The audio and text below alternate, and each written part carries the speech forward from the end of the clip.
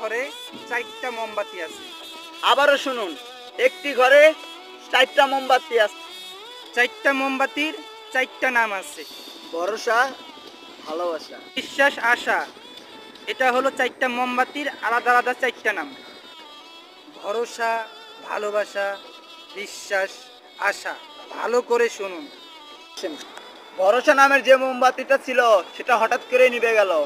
ভরসা নামের যে মোমবাতিটা ছিল সেটা নিভে যাওয়ার পরে তার কিছুক্ষণ পরে ভালোবাসা নামের যে মোমবাতিটা ছিল সেটা বলে উঠল, যেখানে ভরসাই নেই সেখানে ভালোবাসা থেকে কি লাভ?